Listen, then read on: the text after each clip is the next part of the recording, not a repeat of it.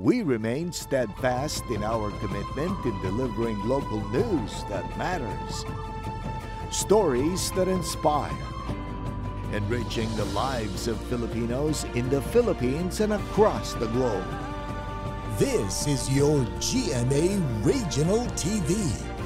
Buong puso para sa Pilipino. Ang mga pinakamalalaking balita ngayong Miyerkules.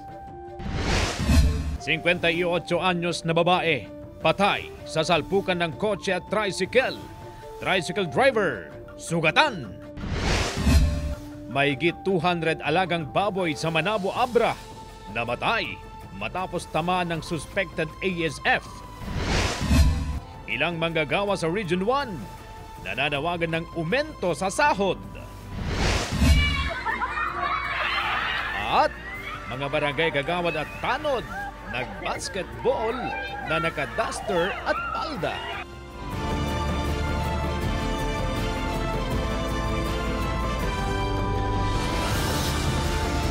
Ito ang GMA Regional TV 1 North Central Luzon. Masantos siyang aram na imbag gamalem maya pagat panapon kapuso. Narito na ang 1 North Central Luzon. Hatid namin ang mga pinakamalaki at pinakahuling balita sa Hilaga at Gitnang Luzon. Live mula rito sa GMA Dagupan Station, ako po si Chris Zuniga. Ilang manggagawa sa Region 1 nanawagan din ng umento sa sahod. Wage board sa rehiyon, pinag-aaralan daw ito. Yan ang tinutukan live ni Claire Lacanilaw Dungka. Claire? Chris, nito lang linggo, ipinatupad ang 35 pesos na wage increase sa mga manggagawa ng pribadong sektor sa NCR. Kaya tanong ng mga manggagawa kung meron bang panibagong wage increase sa Region 1 kasabay ng pagtaas sa presyo ng mga bilihin. Mahigit 2 dekada nang namamasukan bilang waitress sa restaurant ang 42 anyos na si Rodella Polic sa Dagupan City. Dahil sa patuloy na pagtaas ng bilihin, malaking tulong daw kung sasabay din ang pagtaas ng sahod ng mga minimum wage earner gaya niya. Maganda pagtataasan kasi syempre halos wala na rin mabili ngayon sa mahal ng bibilihin lahat, halos mahal na lahat yung bilihin. Tiniyak naman ng ilang employer ang kanilang compliance sa pagpapasahod, maging ang benepisyo ng mga empleyado gaya ng SSS, PhilHealth at Pag-ibig Fund membership. Pero baka mahirapan din kami ng mga employer, parang mahirap namin itaas din ang service namin sa mga customers namin. Tingnan namin mabuti, pero kung kayang ibigay, ibibigay. Ayon naman sa Regional Tripartite Wages Productivity Board o RTWPB, pinag-aaralan pa ng wage board ang ilang indikasyon o factors na makakaapekto upang magkaroon ng panibagong wage increase sa Region 1. Nobyembre lang kasi noong nakaraang taon nang magkaroon ng wage order ukol sa aumento sa sahod sa Region 1. Every month, we monitor po itong mga statistical indicators natin being generated by the Philippine Statistical Authority like the Consumer Price Index, the inflation rate, the purchasing power of the peso. Chris, tiniyak naman ng RTWPB na magkakaroon ng masusing pag-aaral at konsultasyon ukol sa usapin ng aumento sa sahod. Chris. Maraming salamat, Claire Lacanilaw Dungka. Namatay ang mahigit sa 200 alagang baboy sa Manabo, Abra matapos tamaan ng suspected African swine fever. Nakatutok si CJ Turida. Kita sa video ang culling operation sa ilang piggery sa Manabo, Abra. Matapos tamaan ng hinihinalang African swine fever ang mga alagang baboy. Ilan sa mga ito ay nakuhanan ng blood sample para sa confirmatory test mula sa Bureau of Animal Industry bago ibaon sa lupa. Ayon sa lokal na pamahalaan, umabot na sa mahigit 200 baboy ang namatay mula sa 7 barangay sa bayan sa loob lamang ng 1 linggo. Amin nga simptomas iti ASF. Nakitaan mi kada kita natay nga bababoy. Inaalam pa kung paano nahawa ng sakit ang mga baboy. Labis ang panghihinayang ng mga apektadong hog raiser. Si Solmar Castro, mahigit 100 alagang baboy ang isinailalim sa culling operation. No, ada ko ba may tulong da ko to Department of Agriculture, kita anda kami ko mata tulungan da kami, i-assess da kami no nya tira mi deming nasiat tap no makarecover kami mo. Naglabas na ng executive order si Manabo Mayor Darrell Dumasing Napansamantalang itigil ang pagkatay at pagbenta ng karne ng baboy sa bayan. Ipagbabawal din ang paglabas at pagpasok ng baboy at mga processed pork products sa bayan habang umiiral ang hog quarantine checkpoint. Pinag-aaralan din ang pagdideklara ng state of calamity sa bayan. CJ Torida, One North Central Luzon. Drainage system sa barangay Nagsaing, Kalasyaw, Pangasinan nasarahan dahil sa mga ipinatayong bakod ng ilang kabahayan. Narito ang report ni Russell Simorio. Ito ang naranasan ng ilang residente sa barangay Nagsaing, Kalasyaw, Pangasinan noong nakarang linggo, kasabay ng malakas na buhos ng ulan. Pag konting ulan lang po, baha na. Kasi po wala na pong madaanan ng tubig eh. Doon po sa sa harap ng bahay namin, hanggang dito po. Talagang papasok na po sa bahay. Yung mga dyan ay nababaha kasi mababa dyan. Pag umulan na malakas, may tubig dyan. Kaya pala madalas at mabilis bahain ang lugar dahil sarado ang exit point ng 3 malalaking drainage system sa barangay. Nagpatayo kasi ng bakod ang ilang residente na sumakop sa drainage system. Marami na pong nagsibakod ng mga bahay-bahay nila. Kaya yung ibang imburnal or exit ng tubig nasarahan po sa may Eco Road, sa may CQ Duldol. Yan ang problema natin pagdating ng tag-ulan. Aabot sa 80 kabahayan sa 3 sitio ang apektado sa problema. Malawakang paghuhukay ang ginagawa ng Barangay Council para matanggal ang mga nakaharang sa mga exit point ng kanal. Nakikipagdialogo na rin ang mga opisyal ng barangay sa mga residente na nagtayo ng bakod na sumakop sa mga drainage system. Kasama si Ron Alister Tañedo, Russell Simorio, One North Central Luzon. Nag-umpisa na ang enrollment ng daycare learners sa Mangaldan, Pangasinan. Sundan sa report ni Joan Punsoy. Ipina-enroll ni Jedy sa daycare center ng Barangay Anolid, Mangaldan, Pangasinan ang 4 na taong gulang na anak na si Jilin. Requirement din kasi ang daycare program bago tumungtong ng kindergarten si Jilin. Para matuto din po siya Tapos kasi dito po kasi kami nakatira ngayon sa Anolid. Kaya dito po siya pina-enroll ngayon sa daycare. Nagumpisang enrollment noong July 1 hanggang sa katapusan. Inaasahan daw ni Teacher Myra na aabot sa mahigit 100 pupils ang kanyang tuturuan sa susunod na pasukan na mag-uumpisa sa August 5, 2024. Dahil sa dami ng mga mag-aaral, hinati sa 4 na shift ang klase. Every session po, 28 to 26 yung ma-accommodate ko po dito, ma'am. Ang po talaga yung school po namin. Pero kaya ko po naman silang i-handle. Hawak ng Barangay Anolid ang pinakamaraming populasyon sa bayan. May isang magulang din na tumutulong kay Teacher Myra na mag-assist sa mga mag-aaral. Doon naman po sa sa daycare center, kumbaga yung room nila, hindi lang po naka-electric fan, may ACU din po. Ayon sa MSWD, may daycare center ang lahat ng barangay. Pero inaalam nila kung aling mga barangay ang nangangailangan ng karagdagang daycare center. Kasama si Jing Dakanay, Joan Punsoy, One North Central Luzon. Patay ang 58 anyos na babae sa salpukan ng kotse at tricycle sa Villasis, Pangasinan. Tutukan sa report. Patay ang 58 anyos na babae na sakay ng tricycle matapos itong masalpok ng isang kotse sa kahabaan ng Barangay Bakag, Villasis, Pangasinan.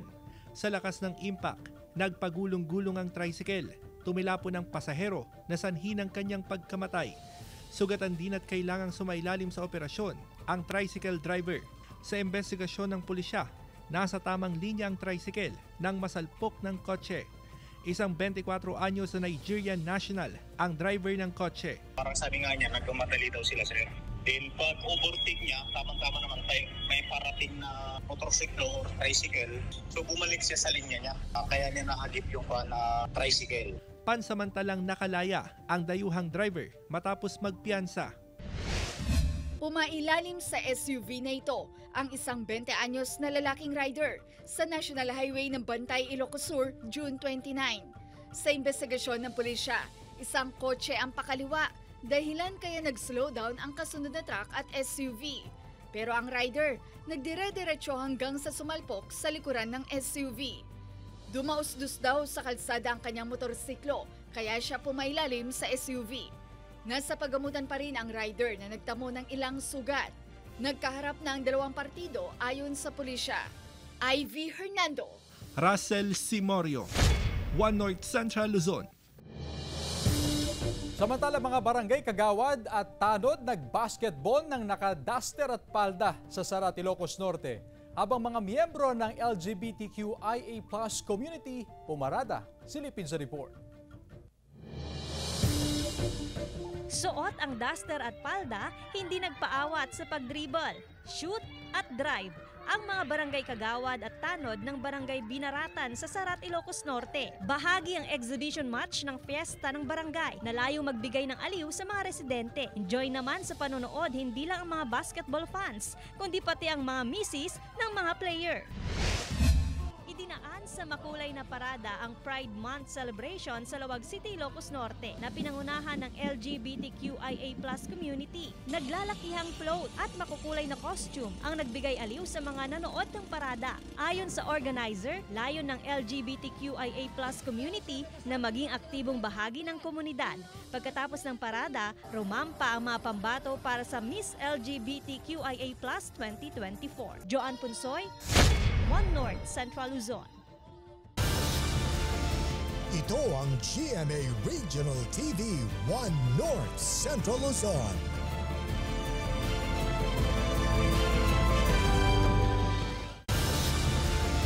Ito ang GMA Regional TV 1 North Central Luzon.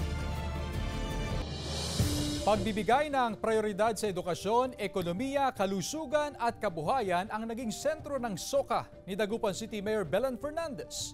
Ang detalye sa report ni Jasmine Gabriel Galban. Sa loob ng halos 2 oras na State of the City address ni Dagupan City Mayor Belen Fernandez, inihayag niya sa publiko ang kasalukuyang estado ng syudad. Ganon din ang mga plano, programa at kasalukuyang proyekto na isinasagawa ng lokal na pamahalaan. Naging sentro ng talumpati ng alkalde ang kanyang mga prioridad hanggang 2025 mula sa sektor ng edukasyon, ekonomiya, kalusugan at kabuhayan ng bawat Dagupenyo. Sa taon 2024, pipilitin natin na maging mas mabuti. Samahan ninyo ako na unahin, lutasin ang problema sa basura. Unahin natin ang gutom at kalusugan. Unahin natin ang may patayo ang Mother and Child Hospital. Unahin natin ang mga Super Family Health Center. Unahin natin makapagbigay ng mas maraming trabaho. Itataas din daw ang sahod ng mga kawani ng lokal na pamahalaan mula sa mga job order hanggang sa allowance ng barangay health nurses, barangay tanod, nutritionist at iba pang barangay worker at maging national government agencies. Malaking bagay yung malaking sahod. Pwede na yun. Makakatulong sa pamilya. Isa sa katuparan din daw ng kasalukuyang administrasyon ang pagkakaroon ng public museum, mura at dekalidad na housing project at ang Tri-City Ferry. Nais daw ng alkalde na maging 2 billion economy ang Dagupan City pagsapit ng 2030. Hiling niya ang suporta ng bawat Dagupenyo para maisakatuparan ang magagandang adhikain na ito para sa syudad. Patuloy tayong ilaban, subali tayo, arawan tayo, subali tayo, unaan tayo, subali tayo. Kasama si Henry Duminsil, Jasmine Gabriel Galban, One North Central Luzon. Bistado ang ilang pribadong grupo na nagsasagawa ng medical mission sa Bangaldan, Pangasinan na wala raw koordinasyon sa LGU. Sudan sa report ni Joan Punsoy. Ilang pribadong grupo o organisasyon ang nabisto ng lokal na pamahalaan ng Mangaldan na nagsasagawa ng medical at dental mission sa mga barangay kahit walang koordinasyon sa LGU. Hindi naman daw ipinagbabawal ng lokal na pamahalaan ang pagsasagawa ng medical at dental mission sa bayan. Pero sana'y tumalima sila sa pinatutupad na executive order na epektibo pa noong Enero ngayong taon. Ipinatupad na rin ito noong nakarang taon matapos makaranas ng excessive bleeding ang isang batang tinuli sa medical mission ng isang organisasyon. Kasi if something happens, nandyan kami na magpa-follow up or i-report sa kanila. Who will be responsible kung ikaw ay nagpa-surgery sa Estudyante pa lang. Batay sa executive order, dapat munang magsumite ng requirements ang mga pribadong grupo at kumuha ng permit sa LGU bago magsagawa ng medical mission. To protect ang aming constituents, protect children, especially with the minor surgeries, kailangan namin alamin kung sino ang nag-perform ng surgery, may lisensya ba yung nag-perform? Kinausap na rin daw ang mga barangay official na makipagtulungan kaugnay rito. Kung ano yung nangyari sa mga taong nagpapagamot na sila ang may mananagot. Dapat lang na iwasan natin yung basta-basta na lang sila dapat natin ipaalam sa kanila. Kasama si Jing Dakanay, Joan Punsoy, One North Central Luzon. Nagbigay ng deadline ang Ilocos Sur Provincial Government para sa pagbibigay ng pabuya sa sinumang magboboluntaryong magsuko ng iligal na droga na matatagpuan sa baybayin ng Ilocos Sur. Sa datos kasi ng PNP, 89 na bloke na ng shabu ang nasa kanilang kustodiya na nagkakahalaga ng mahigit sa 600 million pesos. Pero para raw mas mapabilis ang paghahanap sa posibleng iligal na droga sa laot, nagbigay ng deadline ng provincial government para sa pabuya hanggang sa July 5. No mountain too high, no dream too big. Ito ang naispatunayan ng isang mountaineer na sa kabila ng kanyang kapansanan ay nagsisimula ng akyatin ang mga bundok na nais niyang marating at i-vlog ang mga lugar na marami sa atin ay hindi natin napupuntahan pa para i-promote ang ganda ng Pilipinas at ang ganda ng buhay. Makakasama natin ang mountaineer at vlogger na si Bob Torato. Bob, magandang araw sa iyo. Ilang bundok na ba ang iyong narating o naakyat? At ano ba ang iyong latest adventure? Ang mga nakit ko pong bundok is ang Mount Pulag, 2 times na po yun. Nakit ko po siya. Yung una po kasing akyat ko sa Mount Pulag is medyo po binabagyo, kaya binalikan ko po siya para makita ang Sea of Clouds. Ang next ko pong bundok is naakyat is ang Mount Pinatubo po ng Botolan, Zambales. At mga iba pong tourist spot katulad ng Marlboro Hills ng Sagada Mountain Province. 3 times ko pong inakyat po yun, sir. At saka po yung sa Batanes of the East ng Dingalan, Aurora. Isa rin pong 3 times rin po siyang inakyat. Alright, Bob, para sa kaalaman ng mga viewers natin, si Bob po ay ipinanganak na may inborn condition, yung disability nga na tinatawag natin, yung clubfoot. Pero bakit napili mo pa rin mabundok o umakyat sa bundok bilang isang mountaineer? Siyempre, very challenging ito sa physical condition mo, Bob. Hello, sir, kasi po, ang nature po kasi sobrang ganda niya po . Hindi niyo po mapupuntahan yung magagandang spot kung hindi ka aakyat ng bundok. Hindi ka po mapapagod kasi kailangan po makita yung ganda ng kalikasan po . Kaya po umakyat ng bundok. Sa mga pag-akyat mo ng bundok, Bob, ano ba yung memorable experience mo? Siguro, hindi po kami magkakakilala kasi minsan po dalawa lang po kami yung tropa ko magkasama . Yung mga kaibang kong kasama po doon, kahit di po kami magkakilala, ayun po magiging parang magkaibigan na po yung turingan po namin. Tapos tulungan po. Tapos yung guide po namin, tuwang-tuwa po siya kasi yung fighting spirit ko po, kahit nanginginig na po yung pa ako, go pa rin daw po ako sa pag-akyat. Sabi nga nila, yung pag-akyat daw sa bundok, yung pagiging mountaineer ay paghahanda, both physically and mentally. Yes, paano mo to ginagawa?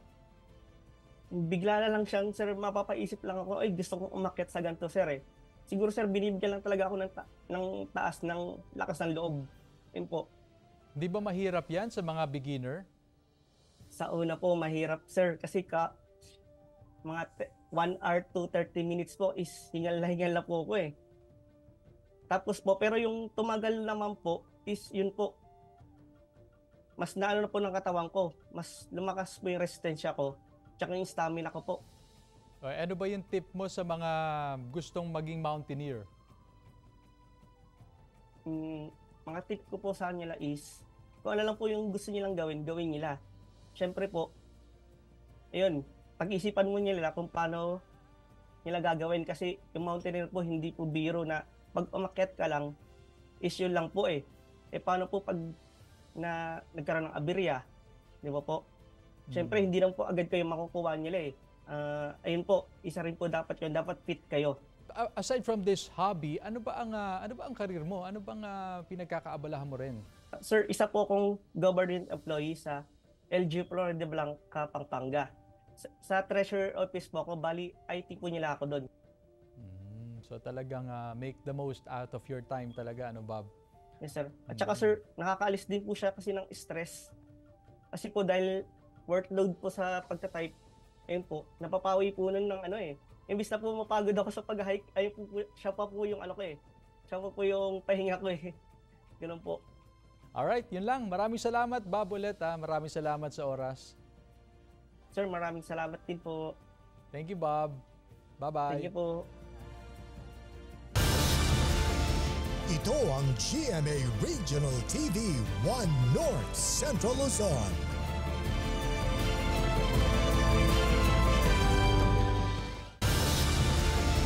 Ito ang GMA Regional TV 1 North Central Luzon. Paggamit ng Artificial Intelligence o AI, malaking banta raw sa pagpapakalat ng fake news sa 2025 midterm elections ayon sa DICT at COMELEC. May ulat si Claire Lacanilaw Dungka. Para sa botanteng si Ruby Jane Calagin mula Barangay Maluwad, Dagupan City, mahalaga na suriing mabuti ang mga impormasyon na kumakalat sa internet o social media, lalo na sa paggamit ng artificial intelligence. Maganda raw ang AI o artificial intelligence kung nagagamit sa tama o mabuting paraan, pero dapat daw maging mapanuri dahil madali rin itong magamit para makapanloko at magpakalat ng fake news. Siyempre, tinitignan ko kung totoo yun. Bini-verify ko muna kung talagang totoo yun. Ayon sa DICT, isang banta sa 2025 midterm elections ang paggamit ng AI o artificial intelligence sa pagpapakalat ng maling impormasyon lalo na sa social media. Ang paggamit ng deepfake na isang artificial intelligence sa paglaganap ng maling impormasyon ay mahigpit na binabantayan ng DICT. Isa sa kanilang na-monitor ang hindi otorisadong paggamit ng boses ni Pangulong Ferdinand Marcos Jr. sa isang manipuladong video para linlangin ang mga manonood. Threat siya in a way na ginagamit siya kasi sa paggamit ng mga bots. Yung mga bots na yun, sila yung mga suspicious na Facebook users na nagpapakalat o nagpapropagate ng mga fake news o yung misinformation. Ayon sa COMELEC, kailangan mo ng pag-aralang mabuti kung paano ire-regulate ang paggamit ng AI sa pangangampanya. Yung hamon kung paano natin ire-regulate yung AI, and then siguro paano natin i-disseminate sa mga botante natin kung paano ba maging mas matalino sa paggamit ng AI. Kasama si Daryl Peralta, Claire Lacanilaw Dungka, 1 North Central Luzon. Patay ang 53 anyos na driver ng closed van na taga Baguio City matapos salpukin ng kasalubong na truck sa nakargado ng oxygen tank sa bahagi ng Santa Cruz, Ilocos Sur, madaling araw ng July 2. Nadamay din sa aksidente ang isang motorcycle rider na patungo sana sa kanyang bukid. Nasa outer lane ng kalsada ang rider at pareho silang pa-southbound ng closed van. Ayon sa PNP, umagaw ng linya ang truck dahilan kaya nasalpok ang closed van at sumunod na sinalpok nito ang rider bago tumama sa concrete barrier. Parehong nasawi ang mga biktima dahil sa mga tinamong sugat sa katawan. Sinampanan ng kaso ang driver ng truck na wala pang pahayag. Sinusubukan pa ng news team na makuhanan ng pahayag ang pamilya ng mga nasawi. Ipinasara ng lokal na pamahalaan ang 17 tourism accommodation sa Bolinao, Pangasinan. Napag-alaman na walang business permit ang mga tourism accommodation na ito. Ayon sa Municipal Tourism Officer, bago ang pagpapasara sa mga gusali ay nag-issue na ng notice ang otoridad sa mga may-ari nito pero hindi sila tumugon. Sa ngayon, nasa 137 na tourism accommodation ang may permit at lehitimong nag-ooperate sa Bolinao.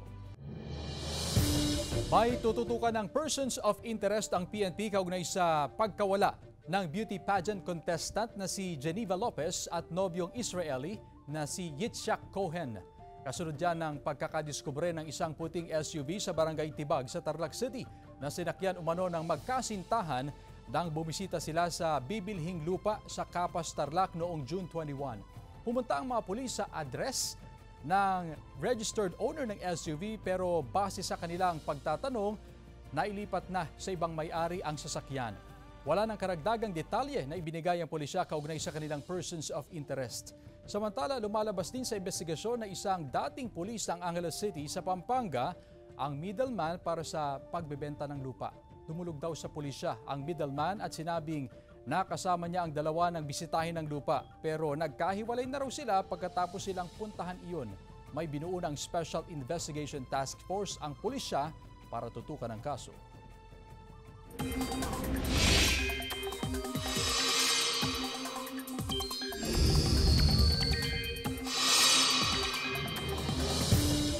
Mga kapuso, dalawang weather systems pa rin ang nakakaapekto sa ating bansa. Yan pa rin ang Intertropical Convergence Zone o ITZZ at Easterlies. Ang ITZZ ay bahagi kung saan nagsasalubong ang hangin mula sa Northern at Southern Hemisphere, habang yung Easterlies ay ang mainit na hangin galing sa Karagatang Pasipiko. Base sa datos sa Metro Weather, may pag-ulan pa rin sa ilang bahagi ng Ilocos Provinces, La Union, Pangasinan, Zambales, Tarlac, Pampanga, Bataan, Bulacan, Isabela at Benguet. Malalakas ang ulan sa ilang lugar kaya maging handa sa banta ng baha o landslide. Posible rin ang ulan sa iba pang bahagi ng bansa dahil naman sa thunderstorms. Samantala mga kapuso, mag-uumpisa na ang bagong Regional Proof of Purchase promo ng GMA. Ang Kapuso Kasiyahan Panalo. Pwedeng magpadala ng entry sa mga kapuso sa Dagupan sa Pangasinan, Naga sa Bicol, Cebu, at Cagayan de Oro para sa chance na manalo ng maraming papremyo. Ang official sending of entries ay magsisimula sa July 6, 2024 at magtatagal hanggang August 16, 2024. Pwedeng maghulog ng entries sa GMA Regional TV stations sa Dagupan, Bicol, Cebu at Cagayan de Oro at sa piling local supermarkets at groceries sa participating locations. Bumisita lang sa official Facebook pages ng GMA Promos, GMA Regional TV, Super Radio DZBB at Barangay LS para sa kompletong listahan ng Dropbox locations. Mag-ingat sa fake news, fake Facebook accounts o scam text. Tutok lang sa GMA o bumisita sa official Facebook page ng GMA Promos para sa complete mechanics at announcements.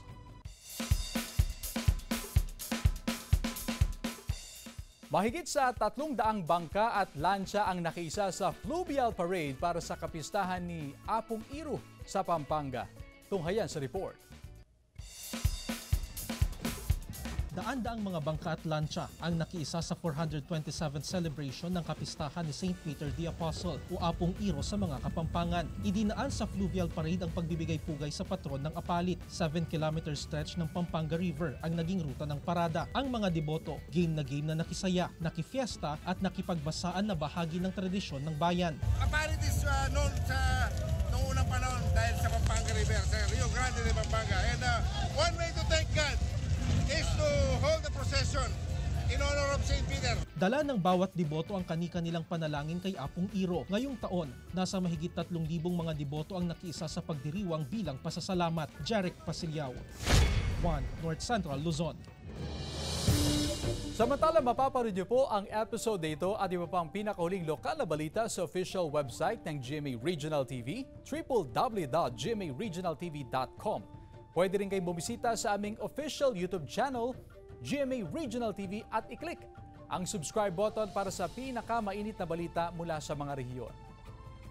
Nais din naming pasalamatan ang mga kapuso sa Hilaga at Gitnang Luzon, maging ang mga kapuso natin abroad. Dahil sa GMA Regional TV, local news matters. At yan ang mga pinakamalaki at pinakahuling balita sa Hilaga at Gitnang Luzon. Maraming salamat sa pagsama sa amin pati na ang mga kapuso sa ibang bansa na tumutok sa mga balita sa rehiyon. Ako po si Chris Zuniga. Kami, ang GMA Regional TV, 1 North Central Luzon, buong puwersa para sa mas malaking misyon at mas malawak na pagdilingkod sa bayan.